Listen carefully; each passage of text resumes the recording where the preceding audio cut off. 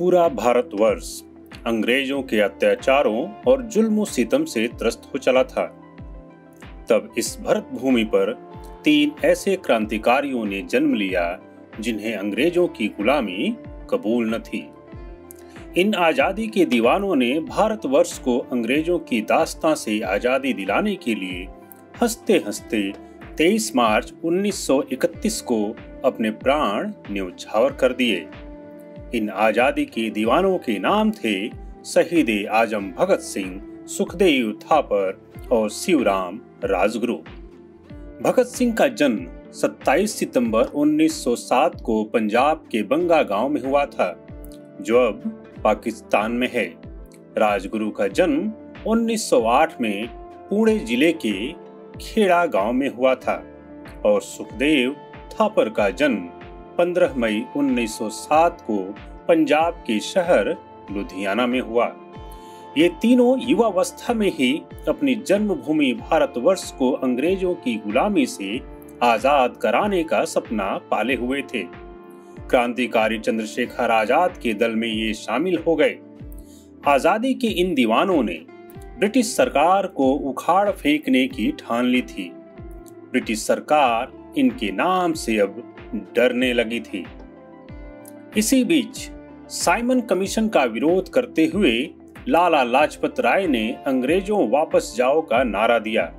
अहिंसक विरोध के जवाब में अंग्रेजों ने उन पर लाठियां चलानी शुरू कर दी।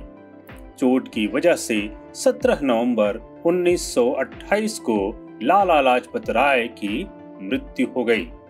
तब भगत सिंह, सुखदेव, राजगुरु और उनके साथियों ने मिलकर लाला लाजपत राय की मौत का बदला लेने की ठानी। 17 दिसंबर 1928 को भगत सिंह और राजगुरु ने अंग्रेज अफसर सैंडर्स पर गोलियां चलाई। वे अंग्रेजों के अत्याचारों से लड़ने के लिए भारतवर्ष को जगाना चाहते थे। भगत सिंह ने 8 अप्रैल 1929 को केंद्रीय असेंबली में केवल अपनी आवाज बुलंद करने के लिए ऐसी जगह बम फेंके जहां कोई मौजूद नहीं था। हवा में पर्चे उछालते हुए भगत सिंह ने इनकलाब जिंदाबाद के नारे लगाते हुए अंग्रेजी पुलिस को खुद को गिरफ्तार कर लेने का पूरा मौका दिया। भगत सिंह, सुखदेव और राजगुरु गिरफ्तार कर लिए गए। 24 मार्च 1931 को तीनों क्रांतिकारियों को एक साथ फांसी देने की सजा सुनाई गई।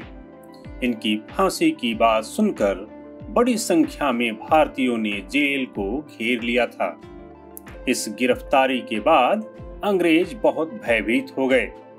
उनको डर सता रहा था कि कहीं भारतीय विद्रोह न कर दें।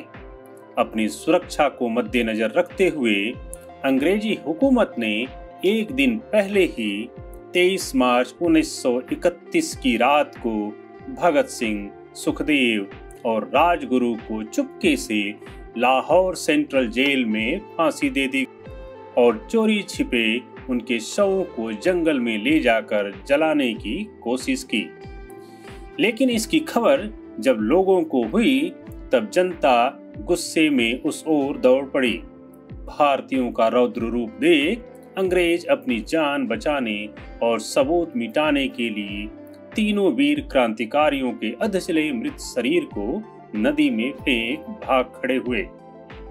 भारतवर्ष को अंग्रेजों की गुलामी से आजाद कराने के लिए इन तीनों वीर सपूतों ने हंसते हंसते फांसी का फंदा चूम लिया था।